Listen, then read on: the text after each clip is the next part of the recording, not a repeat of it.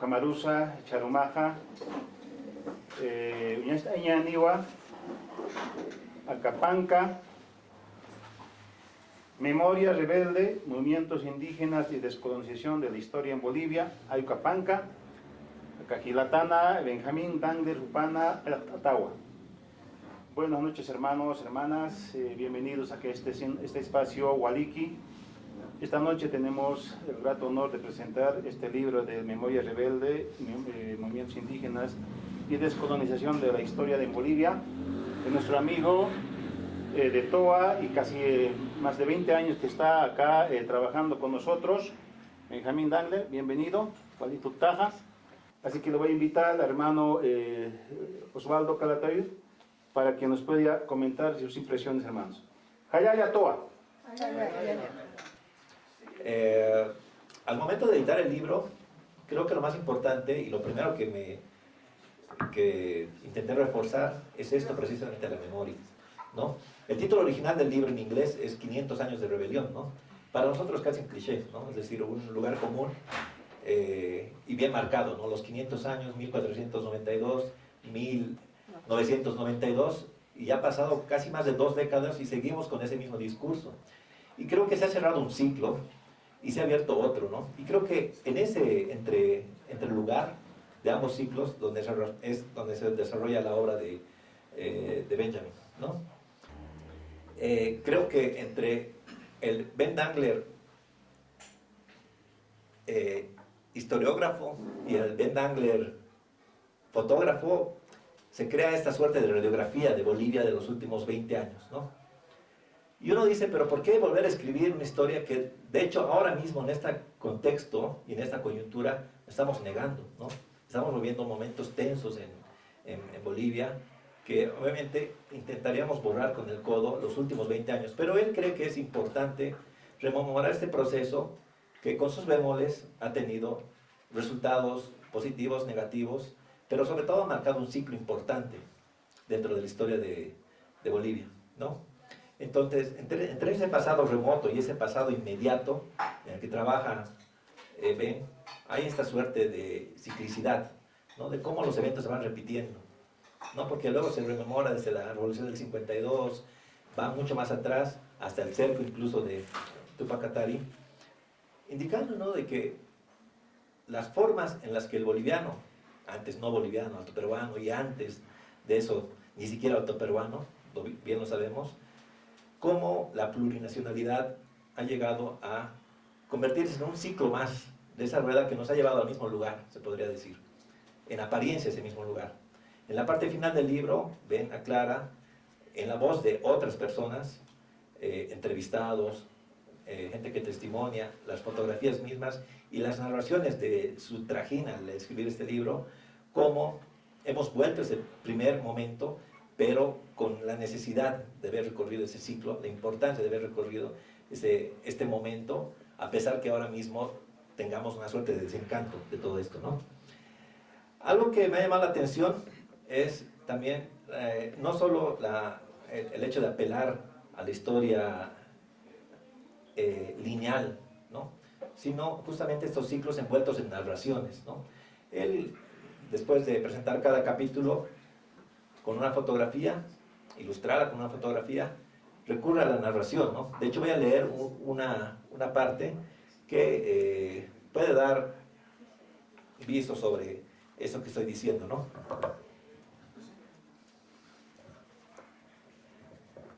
Introducción, precisamente se llama 500 años de rebelión. Una caravana de autobuses, vehículos blindados, dirigentes indígenas y mochileros que lucían camisetas con el retrato del Che Guevara avanzó hacia la ciudad precolonial de Tiwanaku, atravesando chacras por un camino lodoso. Mientras los sacerdotes indígenas llevaban a cabo complejos rituales para preparar a Evo Morales, primer presidente indígena de Bolivia, para su tercer mandato, aquel fresco 22 de enero de 2015, sonó música folclórica todo el día. La ceremonia inaugural, celebrada en las ruinas de la antigua ciudad, entrañaba muchos estratos simbólicos. Dijo Morales en su discurso, pronunciado ante un portal de piedra primorosamente labrada: hemos soportado más de 500 años de oscuridad, de odio, de racismo, discriminación y el individualismo, desde que llegaron los hombres extraños quienes nos dijeron que había que modernizarse, había que civilizarse, pero que para modernizarnos, para civilizarnos, primero tenían que hacer desaparecer a los pueblos indígenas del mundo. Es algo que es un discurso que lo hemos escuchado muy repetidamente en el último tiempo, no solo en la voz de Evo Morales, sino de toda la clase política que ha gobernado este país. Y la clase dirigente que también en distintos estratos ha sido autoridad, ha sido parte de todo este embrollo, que nos demuestra de que esa memoria que tenemos respecto a las voces, a las miradas a través de la fotografía y a través sobre todo de la vivencia personal, porque los testimonios que recoge el libro, algunos de los presentes acá, Filomena por ejemplo, son una suerte de recapitulación de algo que pareciera que continuamente volvemos a vivir y vamos nadando en las mismas aguas. Creo que es necesario ese ejercicio con la memoria, ese ejercicio cíclico, de pensar de que no vamos avanzando en ningún lugar, sino que esta rueda aparenta avanzar, pero vuelve todo el momento. Y creo que en ese sentido, ponerlo por escrito, creo que ahí radica la importancia del libro y también de la fotografía que incluye, que la narración que incluye, ¿no? Entonces, realmente uno, si bien parece que estuviera leyendo todo lo que hemos vivido en carne propia los bolivianos, lo vemos desde una perspectiva también de una persona que ha sido parte de nosotros, que también ha estado fuera de la comunidad y que ha visto con esos ojos de periodista, de historiador y de fotógrafo toda esta realidad que hoy recrudece, ¿no? Enseguida invitamos a nuestra amiga, también parte de TOA, Minerva Coronel. Ella es historiadora, también es abogada. Nos alegra, ¿no?, tenerlo aquí porque él representa ese lado humano de ese país llamado Estados Unidos, porque sabemos lo que está pasando en estos momentos en ese país, ¿no? Con el gobierno que tienen ahora. Creo que están produciéndose muchos retrocesos, se están produciendo muchos actos que atentan contra los derechos humanos, pero también que están teñidos de racismo.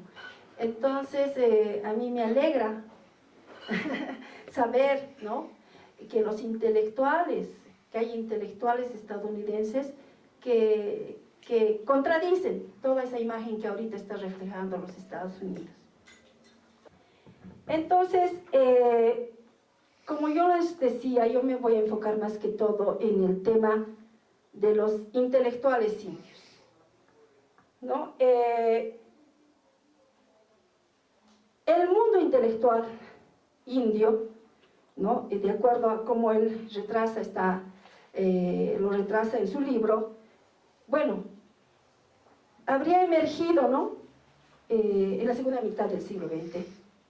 Y bueno, eso porque todos sabemos que después de la revolución de 1952, la reforma educativa de 1955, ¿no?, de cierta manera democratiza la educación, porque la educación entendida como alfabetización no era accesible para la mayoría de la población, y la mayoría de la población ha sido siempre india, ¿no?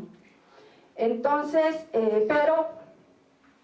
esa educación conllevaba la castellanización de la población indígena y justamente él cuestiona, ¿no?, que esa educación no tomó en cuenta los idiomas indígenas y que esa educación, ¿no?, condujo a la pérdida de nuestros idiomas. Y claro, esta situación ya lo habían denunciado. Yo abordo la historia desde un enfoque indianista, hermano, porque en el TOA también habemos indianistas. Entonces, y efectivamente, la educación monocultural, alienante, castellanizante, ha sido denunciada por el indianismo, por Fausto Reinaga en sus libros, por el Manifiesto de Tiwanaku de 1973, que cuestiona la educación, cómo se imparte en Bolivia la educación, y Manifiesto de Tiwanaku, que hace una evaluación de los efectos perniciosos sobre la población indígena, ¿no? De los efectos perniciosos de la revolución de 1952 que implicó la reforma agraria, la reforma educativa, principalmente, y también cuestión del voto universal, que había convertido a los indios en pongos políticos. Y en estos momentos estamos viviendo esa situación electoral en que vemos, ¿no?, a nuestros hermanos perdidos los vemos muy desorientados, porque, bueno, hemos tenido gobiernos que han sido populistas y que en una primera etapa han tenido a la cabeza a un indio, ¿no? Pero parece que pues no se ha podido dar totalmente una situación favorable, ¿no?, a los pueblos indígenas, porque ahorita hay una crisis tremenda. Entonces, eso es lo que sucede, eso es lo que Benjamin D'Angel ¿no?, resalta, enfatiza y señala cómo, ¿no?, entonces se ha ido gestando un movimiento intelectual en ese contexto. Primero, el movimiento catarista, él dice, ya yo le he hecho una observación a Benjamín, ¿por qué no toma en cuenta a los indianistas? Le he puesto, ¿no? Porque, como lo ha señalado aquí Oscar, Benjamín ha tenido la gentileza de someter el libro al TOA. Nosotros, varios miembros del TOA, lo hemos revisado y cada uno ha hecho sus observaciones. Entonces, yo como indianista, lo que yo observo, he dicho, pero ¿por qué no tomas en cuenta a los indianistas? Le he puesto, ¿no?, en mis apuntes, porque él usa de forma genérica el término cataristas. Entonces yo le he puesto, cataristas son, el movimiento catarista, así, catarista solito, es de los años 80, ¿no?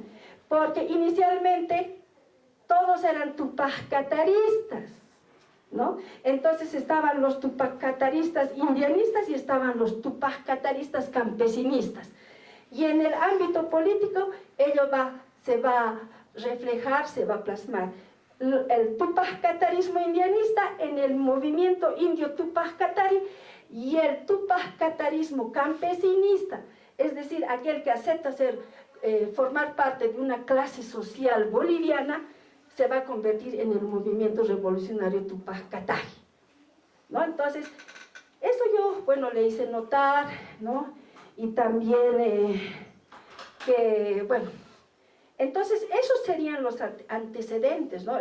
Como dije, prácticamente lo presenta de forma un tanto cronológica, serían los antecedentes para que después ya en los años 80 surja, ¿no?, un grupo intelectual, un grupo académico como es el Taller de Historia Oral Andino. O sea, en los años 70 el indio incursiona en la política con el MITCA de forma independiente, porque el MITCA no quiso aliarse ni con la izquierda ni con la derecha, pero ahora en el contexto actual estamos viendo otra cosa y yo estoy muy triste por lo que está sucediendo en estos momentos en el ámbito político, pero eso es lo que sucedió en los años 70. Y en los años 80, en esa década, ya pues se da un grupo, un movimiento académico de indios, aymaras y quechuas, que se reúnen, ¿no?, que se reúnen con el nombre de Taller de Historia Oral Andino.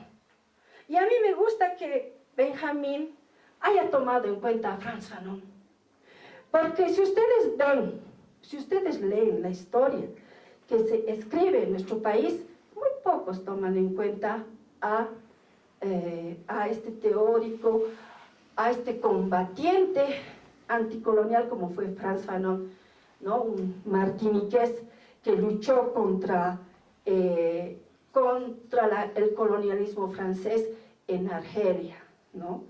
Entonces, y bueno, él lo menciona, ¿no? Entonces yo digo, qué lindo, ¿no? Porque generalmente en el ámbito boliviano no se lo hace, no se lo pone en valor. Y de hecho, Frantz Fanon este año se va a celebrar los 100 años de su nacimiento, ¿no? Entonces, esas son las características, la manera como Benjamín aborda, y él enfatiza en que ese movimiento intelectual ha decidido recuperar su historia, porque su historia la historia oficial de la República no la ha tomado en cuenta, la ha olvidado, ¿no? Entonces, él dice, ellos han recuperado. Y el indianismo, eso yo lo he escrito en algún lugar. ¿Qué visión tiene el indianismo? ¿Cómo ve? El indianismo dice, hay que recuperar nuestra historia, hay que recuperar nuestros héroes, hay que recuperar nuestros símbolos, hay que recuperar nuestras instituciones. Claro, remozarlas, no se puede volver hace 600 años atrás, hay que remozarlas. Entonces, eso es lo que dice el indianismo, y en ese marco, ¿no? Se ha movido la intelectualidad india, aunque tal vez no se ha proclamado indianista, pero en ese marco se ha movido. Y en eso está lo de la huipala. La huipala que ha llegado a constituirse en el símbolo de la plurinacionalidad. Y un símbolo que hemos escuchado aquí con Filomena, que los intelectuales criollos están aconsejando a los políticos de que es un símbolo que debe desaparecer. Y si desaparece la huipala, desaparece la plurinacionalidad. También alguna vez yo aclaré que Fausto Reynaga no está, principal teórico del indianismo, no estaba de acuerdo con la plurinacionalidad, porque la plurinacionalidad tenía que ver con la Unión Soviética, con todo ello, y él no estaba de acuerdo, porque además nos dividía en pueblos, en etnias. Entonces él decía, no, en cambio el término indio nos reúne a todos. Indios somos desde el norte hasta Tierra del Fuego, todos somos indios y nos unifica. En cambio, si nos dividen en pueblos, en etnias, entonces todos vamos a estar divididos. Por eso no estaba de acuerdo Fausto Reynaga. Pero finalmente, en este siglo, en el XXI, se ha dado el Estado plurinacional. Y yo digo, tampoco podemos combatir contra el Estado plurinacional. ¿Por qué? Porque la República, ¿por qué se ha caracterizado la República?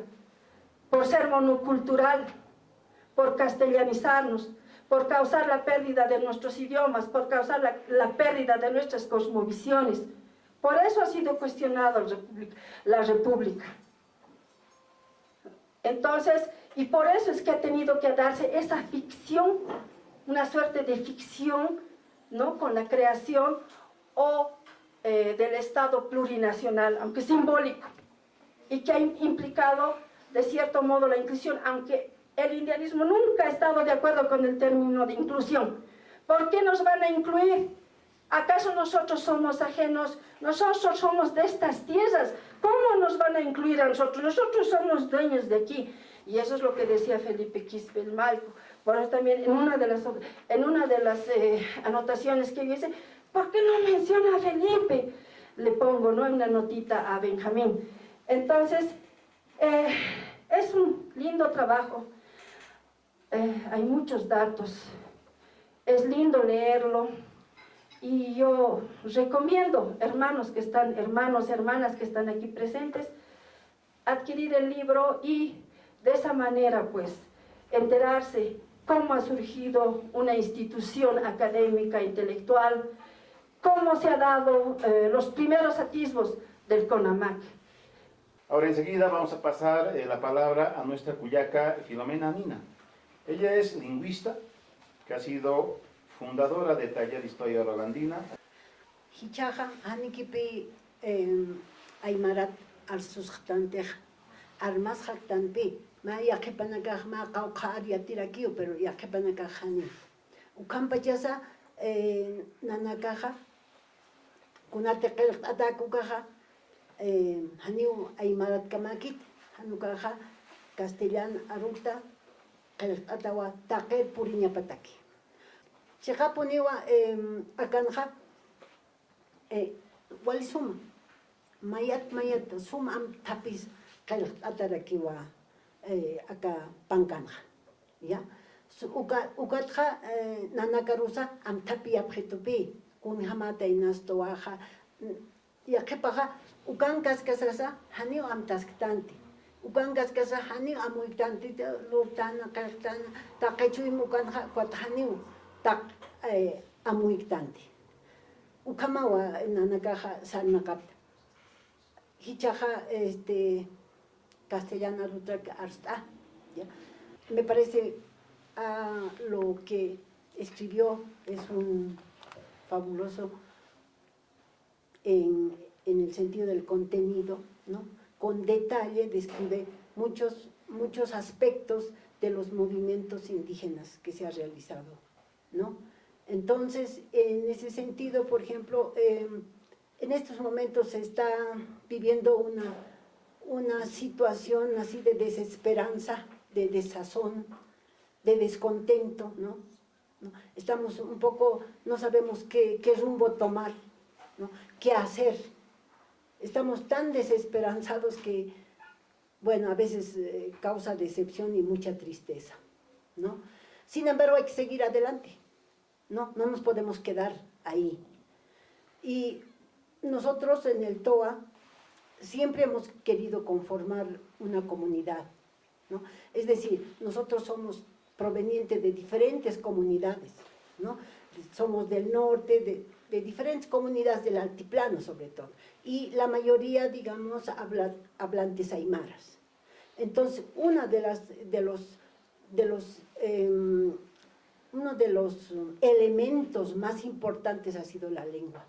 Recoger, recolectar, y así como dice Benjamín, buscar y a tejer todos esos testimonios, ¿no? Porque estaban dispersos también, ¿no? Y eso ha sido un trabajo muy importante. En este aspecto de hacer una comunidad en un medio urbano, ¿no? Ha sido prácticamente muy difícil. Alguna vez Tomás Huanca, uno de los fundadores también del TOA, dijo, es muy difícil construir una comunidad en un centro urbano colonial. Y eso es cierto, ¿no? Todo el tiempo nosotros hemos luchado con esto, ¿no? Siempre hemos dicho, vamos a hacer una comunidad aquí, vamos a conformar una comunidad entre todos, pero no ha sido posible porque hay esta cuestión de las exigencias de los centros urbanos, de otros sistemas de autoridad. En las comunidades hay otra forma de conformar autoridades, otra forma de trabajar también. Hemos tratado también de recrear, digamos, las ainocas, hemos tratado también de recrear las ainocas, las ayañas, ¿no? Pero hemos tratado de organizar de otro modo, pero igual hemos tenido dificultades, porque no todos tienen esa comprensión también, y no todos también ya hablan aymara.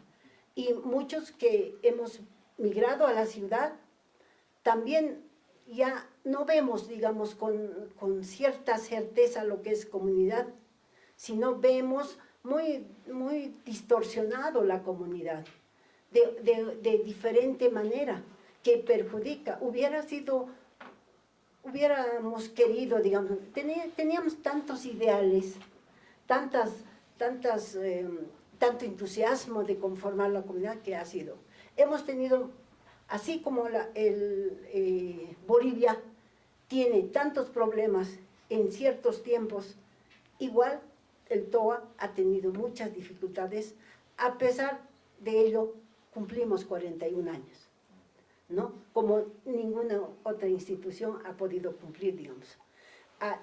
Esto ha sido, digamos, es un trabajo de ceder, nosotros como hemos llamado Pachacuti, ¿no? Hemos vivido grandes y pequeños Pachacutis, ¿no? Hemos conformado la institución, una institución que nos exigía para ser parte del centro urbano ciertos requisitos, las que teníamos que cumplir pero también queríamos nosotros tomar el sistema de autoridad como en las comunidades, que nos ha dificultado, digamos, ¿no? O sea, ha habido una crisis ahí. ¿Cómo lo hacemos? ¿Cómo trabajamos esto?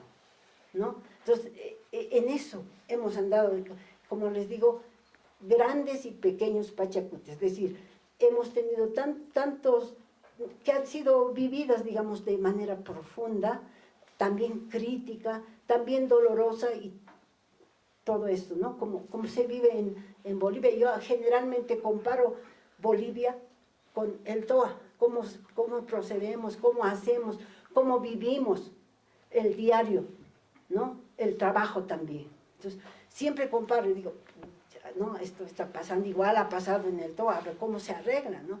Pero es como es decir, termina un ciclo, luego otra, y seguimos así.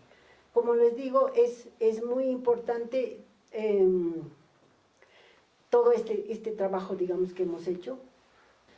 Eso podría contarles a grosso modo lo que sucedió, o lo que, bueno, estamos todavía en esa esperanza de conformar una comunidad en un centro urbano colonial. Ojalá lo logremos. Todavía estamos en eso. Muchas gracias. Ahora sí, invitamos al autor del libro, Ben Dangler. Bueno, quisiera decir gracias al TOA, ¿no? Por recibirme, por estar conmigo durante todos estos procesos. Creo que vine por primera vez al TOA hace más de 10 años atrás. Fue recibido por Felipe Santos Quispe, ¿no? Que tristemente no está con nosotros ahora, pero fue una persona muy amable que me presentó a varios de ustedes, y bueno, gracias a él también. Bueno, quisiera también decir gracias a, bueno, el libro, sí, creo que está bien, ¿no? Como autor puedo decirlo, pero creo que es mucho mejor por el trabajo de ustedes, ¿no? Como quizás saben algunos, Oscar Chambi, el director del TOA, y Lucila Creales Burgos han escrito unos ensayos introductorios muy interesantes, poderosos, personales, y que eleva el sentido y la riqueza del libro muchísimo. Pues era un sueño, ¿no? Publicar el libro con ustedes en el TOA, siguiendo los pasos de ustedes, que es realmente una organización que, como dijo la Filomena, descolonizadora, ¿no? En su metodología, y siempre era un sueño mío publicar un libro con ustedes. Bueno, quisiera comenzar con algunos puntos del por qué escribí este libro, después entrando en algunos ejemplos emblemáticos de los temas y terminando con un poco de reflexión. Así, bueno, yo, como varios han dicho, estoy trabajando en Bolivia desde ya más de 20 años. Tengo el privilegio de estar acá como periodista, investigador, historiador, desde más de 20 años. Realmente ha sido un placer, un privilegio. Y bueno, he estado acá en la guerra del agua, la guerra del gas, todo ese proceso de la elección del Evo, la Asamblea Constituyente y todo esto, y bueno, mucha movida, ¿no? Mucha acción. Y como dijo Minerva, ¿no? Vengo de un país muy reaccionario, ahora muy facho. Y siempre ha sido una inspiración venir acá a Bolivia a ver otra forma de hacer la política, ¿no? En las calles, ¿no? Como radical, como activista yo, viendo unas formas de hacer la política en otra forma. Pues, además de ser periodista cubriendo estas cosas, me ha dado la impresión de que la historia juega un papel muy importante, ¿no? La conciencia histórica aquí en el país, en las barricadas, en los bloqueos, en los discursos de Evo y de Felipe Quispe. Tuve la oportunidad de conocer Felipe Quispe después de la caída de Goni, ¿no? En una chichería en Cochabamba, y él me dijo que bueno, querían quitar todos los políticos con sus uñas hasta el final, ¿no? Pero él me habló de la historia, ¿no? Como buen profesor también. Y siempre era presente la conciencia histórica, ¿no? Hablando de 500 años de rebelión. Casi ya es un cliché, pero también tiene su papel importante, ¿no? Y yo siempre pensaba que, como, bueno, ¿quién es Tupac Katari? ¿Quién es Zarate Wilka? ¿Quién es Bartolina Sisa? ¿Quiénes están como manteniendo estas historias? Porque viene de las bases, ¿no? Viene de los historiadores no oficiales, viene de unas investigaciones de movimientos, viene de historiadores como en el TOA, ¿no? En el CSUCB, viene de historiadores como Roberto Choquecanqui, de historiadores como Fausto Renaga, un filósofo, ¿no? De Constantino Lima, de Felipe Quispe, ¿no? De personas que buscaban otras formas de mantener la historia con un horizonte política, de liberación, ¿no? De buscar otra forma de hacer la política. Bueno, entonces, ahí estuve entrando a estos temas del TOA, ¿no? Una organización muy famosa. Y buscaba la dirección del TOA. Creo que encontré el número del TOA en el Archivo de la Paz y llamé y Felipe Santos Quispe respondió a la llamada. Y yo dije, bueno, el TOA existe. Y fue un placer conocerlo y después creo que conocí a Filomena y Lucila y otros en estos días. Y bueno, así empezó mi búsqueda, ¿no? Como este trabajo, ¿no? También haciendo entrevistas. Bueno, es básicamente una historia oral de esta trayectoria escrita. Historia oral escrita, pero aprendí mucho del TOA, ¿no? Sus metodologías, de no ser tan extractivista, aunque soy del Imperio Yanqui, somos muy bien en esto, pero he aprendido a ellos, ¿no? Cómo ser solidario, respetando conceptos como el Aini, ¿no? De ser como siguiendo los pasos de reciprocidad. Y así usando las mismas formas de hacer la historia oral, así haciendo entrevistas con personas como Hilda Renaga, ¿no? Roberto Choquecanqui, Constantino Lima, personas que ya no está con nosotros, aunque Constantino Lima sí está con nosotros, pero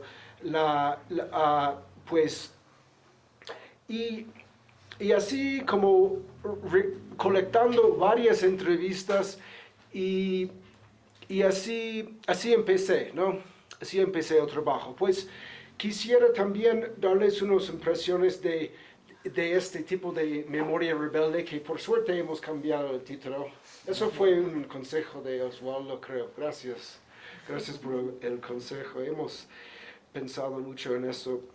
Bueno, volviendo un poco a este tema del CSUCB y los cataristas, como dice Minerva, eso fue un desafío para mí, navegar todo eso. Los cataristas, los tupecataristas, pues gracias por este comentario.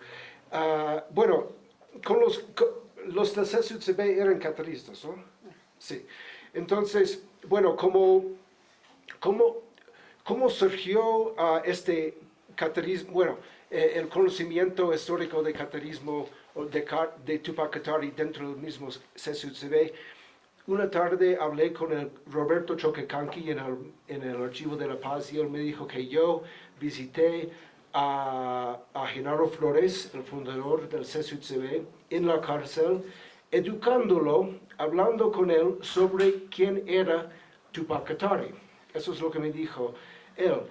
Así fue catarizado el movimiento independiente del sindicalismo campesino, ¿no? Y después también Felipe Quispe me dijo, bueno, hemos usado y otros miembros del CCUCB me dijo eso, hemos usado las mismas estrategias de Tupac Katari en el CCUCB, ¿no? Una memoria rebelde, una memoria en la práctica, una memoria que no ha sido escrita en libros, ¿no? Una memoria rebelde en la práctica diciendo que, bueno, vamos a usar el plan Kuti de bloqueos móviles, el plan Terachi de estrangular la ciudad. Yo por primera vez vine con mi futura esposa acá en Bolivia en 2001 y estuvieron el Maiku y los demás usando los bloqueos móviles mientras que yo estuve viajando desde Perú. Y ahora, bueno, sé que estaba pasando, pero en estos momentos no. Entonces, esto sí era la memoria rebelde en la práctica, ¿no? Entonces, tomando otro caso del TOA, fue creado en 83.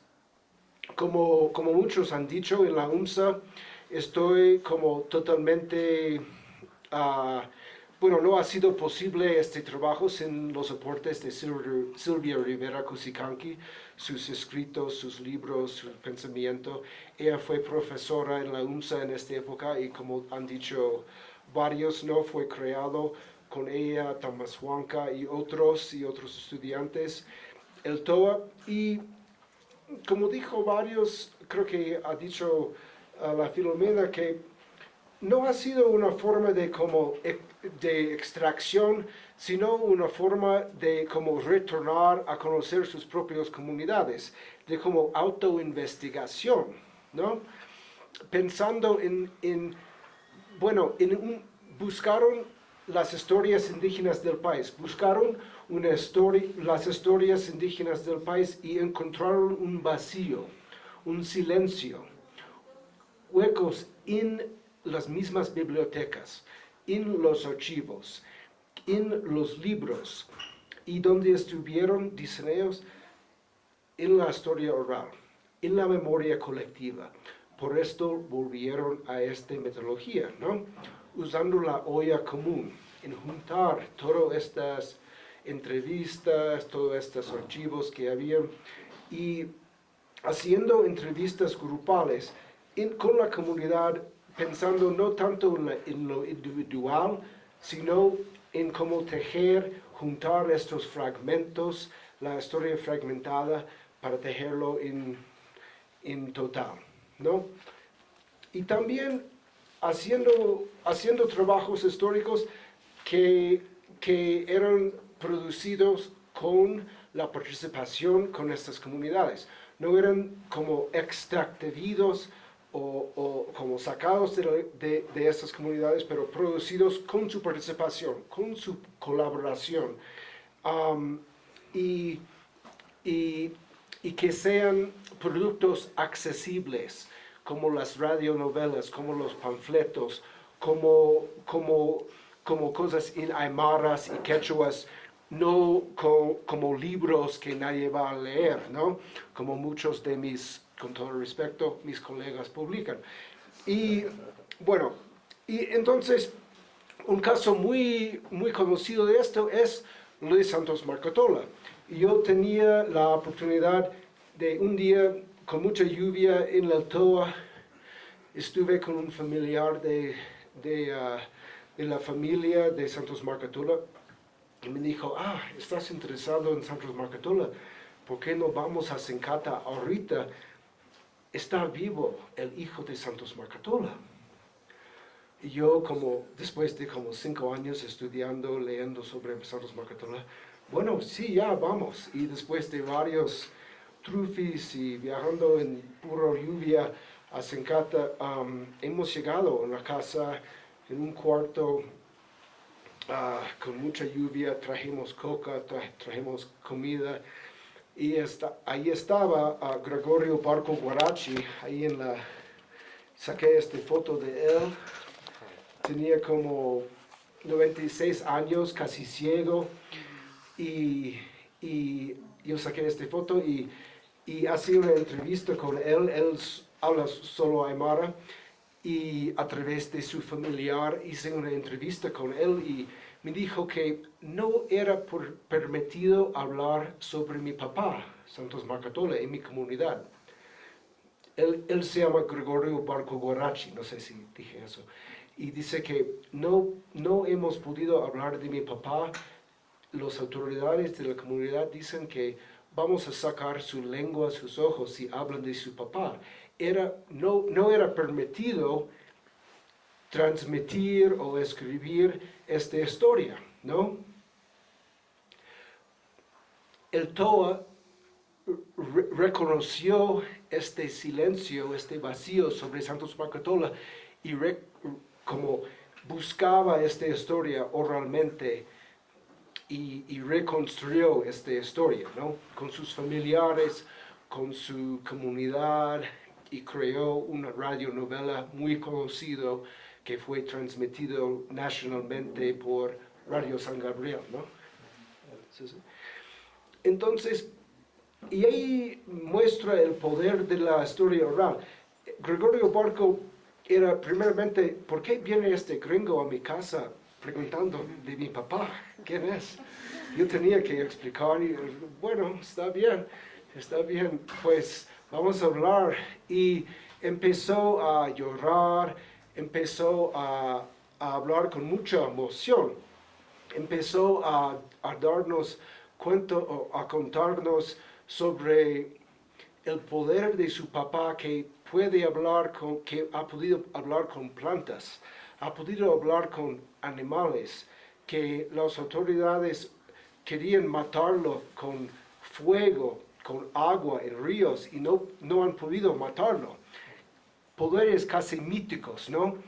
Y los archivos, los periódicos, los cortes no tienen información de estas partes de la historia de Santos Marcatola, pero la historia oral sí. Entonces eso es la riqueza que ha recuperado el TOA, ¿no? Entonces eso fue casi, probablemente, a pesar de las varias reuniones en el TOA, eso fue una experiencia muy rica para mí, porque fue también relacionado o reflejando las mitologías del mismo TOA, ¿no? Y es por eso que estoy muy feliz en compartir el libro con ustedes, porque yo aprendí mucho del TOA, porque aprendí mucho en la universidad, claro, tenía que leer muchos libros y demasiados libros, pero con ustedes creo que fue una mejor escuela, porque me han enseñado cómo hacer una forma de historia que es comunal, que no es individualista, que espero que sea descolonizadora o lo que sea, ¿no? Cualquier palabra. Y por eso es tan importante para mí que ustedes han leído el libro en el TOA, me han dado sus comentarios, sus recomendaciones, sus revisiones, han hecho sus contribuciones, y eso para mí es como una reflexión de la metodología que hacen en sus trabajos. Y para mí es realmente un privilegio ser parte de ese proceso y, bueno, gracias por todo eso. Bueno, este espacio nos permite hacer una interacción de más cerca con ustedes, con los que están presentes acá, y también los que están en las redes, también de esta misma manera. Así que yo me voy a permitir a ustedes, si alguien tiene una pregunta, inquietud, tienen la palabra ustedes, hermanos. Solamente dos preguntas muy puntuales que me lanzó curiosidad. Primero, ¿cuál ha sido el título original? Tú decías que me habían recomendado otro título, tal vez cuál era el título original. Es interesante esa información. Lo segundo, ¿cuál era el motivo tal vez para que el hijo de Santos Marcatola no quería hablar de su padre, ¿no? Bueno, el título en inglés fue 500 años de rebelión, o el rebelión de los 500 años. Sí. Pues para un público en inglés en Estados Unidos o en Europa es como presentar el tema a ellos, pero acá es casi como un cliché. Sí, un lema del más o lo que sea. Eso hemos discutido gracias a Osvaldo para orientarme. Y Memoria Rebelde siempre me suena bien, pero creo que está mejor. aquí con este libro, con esta versión en español. Entonces, quizás estuve equivocado. No eran autoridades como originarios, como los maicos de la comunidad, eran como los hacendados, las policías, los dueños de tierra de la comunidad. Sí, y él estaba hablando como históricamente que no ha podido hablar de su papá en esta época. Probablemente estamos hablando como antes de la Revolución Nacional, cuando era un niño. Sí, para clarificar. Sí. Muchas gracias. Sí. Quisiera saber qué piensas, Benjamín, después de toda esta, no sé si podemos decir parafernalia, o de toda esta cuestión escénica que ha habido en Tiahuanaco, tan grandiosa, tan linda, ¿no? Que nos ha emocionado a propios y extraños, ¿no? A todos los bolivianos nos ha sobrecogido esa posesión de Evo Morales, el gran hombre, digamos, que iba a salvar a Bolivia, el indio que iba a reivindicar, ¿no? Todo eso. Ahora, ¿qué piensas después de eso? Ahora, todo lo que ha pasado y hasta dónde. Yo digo, bueno, hay veces, yo no quisiera crecer nunca, llegar tan arriba, porque quien llega tan arriba también cae abajo a lo más al fondo cae, y su caída es más terrible. ¿Será esto que ha sucedido con Evo Morales? ¿Qué piensas tú, Benjamín? Muy bien, gracias, Lucila. Sí, creo que eso fue parte del libro también, porque tiene que ver con la historia, y en Tiwanaku ese discurso, esta presencia simbólica era parte, de la trayectoria del MAS, la presencia de la historia, hablando de Tupac Katari, y como hay un satélite con el nombre Tupac Katari, hay este viceministerio de descolonización. Pues siempre parte del trabajo para mí fue como desarrollar o como explorar un poco de las raíces de estos usos de la historia dentro del MAS, ¿no? De dónde viene, ¿no? Entonces eso es un punto.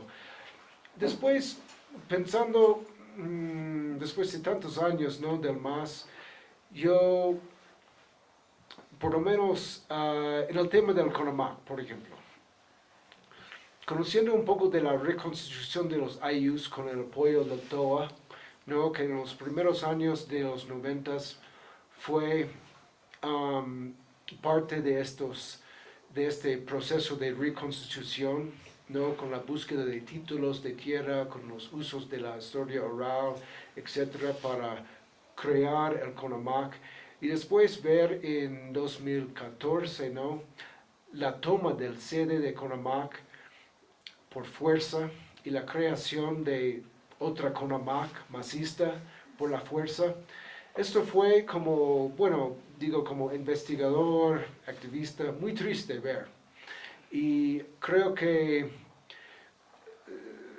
se hace pensar también en un poco de la fricción y los conflictos del MNR y la creación de como ciertos organizaciones campesinos afines al Estado, ¿no? Contra los IUs en los 70s, por ejemplo, o contra las comunidades indígenas. Bueno, es como que es casi como otro ciclo de la historia está volviendo en ciertas formas, ¿no? Esto es lo que puedo decir, eso es lo que me hace pensar como investigador en este caso. Pero sí, no sé. O sea, dices que la historia se repite.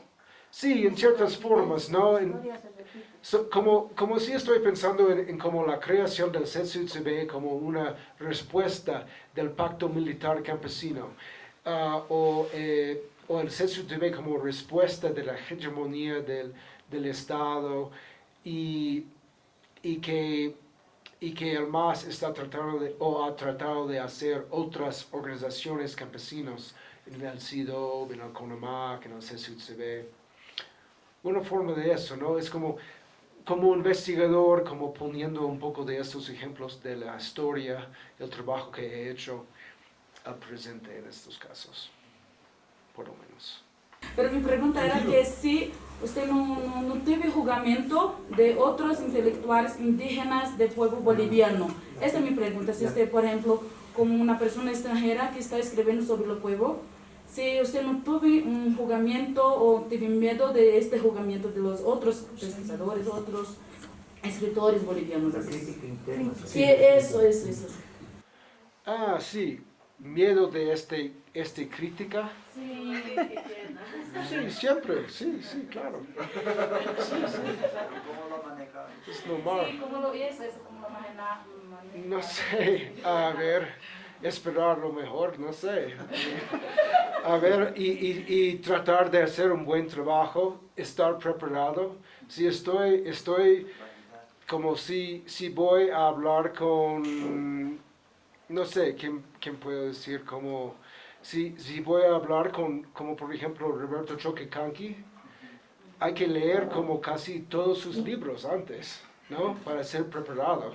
No, quizás no todos, pero como ha escrito como 50, pero es como estar muy preparado y hacer lo mejor trabajo que puedo hacer y estoy respondiendo bien. Sí, pero sí, tengo miedo de la crítica, pero es normal, creo que es normal, porque si como presentas su trabajo, estás como invitando críticas. Por eso hay que hacer un buen trabajo y esperar lo mejor. Sí, ahí puedo complementar. Sí. Bueno, ahí también podemos complementar que evidentemente el proceso de traducción ya fue vencer un poco ese miedo, porque evidentemente habíamos entendido, o sea, habíamos encontrado palabras, frases que no se adecuaban precisamente al contexto boliviano y se estaban hablando de otra forma, interpretando de otra forma en el contexto del inglés, ¿no? Que él manejó cuando escribió por primera vez el libro. Entonces ahí hubo un cambio, ¿no? Vencido ese miedo de la traducción, también hubo el miedo de ponerlo ante la comunidad del TOA, que era la que finalmente había sido su fuente, ¿no? Entonces, él aceptó las críticas muy abiertamente, incluso del cambio del nombre del libro. Eso ya habla bastante bien y de la apertura que ha tenido Ben para sacar esta edición. Y además ha reforzado, como él bien dice, con 2 presentaciones, prólogos y un posfacio además de miembros del TOA que cubren, digamos, un poco este pánico escénico de un investigador gringo que empieza a hablar sobre una temática bastante sensible, anti-estadounidense, digamos, ¿no? Entonces, creo que han pasado todas esas fases para tener este producto y obviamente sentir más seguridad ahora mismo, ¿no? Sobre lo que tenemos aquí en la mesa, ¿no? Sí. Y de verdad, a ver qué dicen ustedes, pero yo siento bien seguro sobre ese libro. Creo que está bien.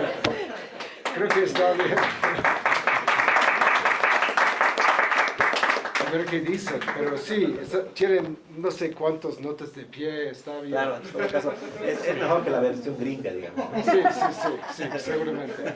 Está fuerte. Sí. Bueno, a nombre de Taller de Historia Orlandina, no me queda más que agradecer a Ben, a Osvaldo, a Minerva, a Filomena y este espacio Waliki que nos ha acogido esta noche y a nuestros hermanos lectores. Este texto que va a estar a la venta en el Taller de Historia Orlandina y también Taller de Historia Orlandina va a participar en la Feria del Libro aquí en el Alto del jueves 27 de marzo al 6 de abril y también va a estar ahí a la venta. Así que, hermanos, con estas palabras agradezco nuevamente a Ben, así que nos vemos en el siguiente evento que estará organizando todo. Allá, todo, hermanos. Allá.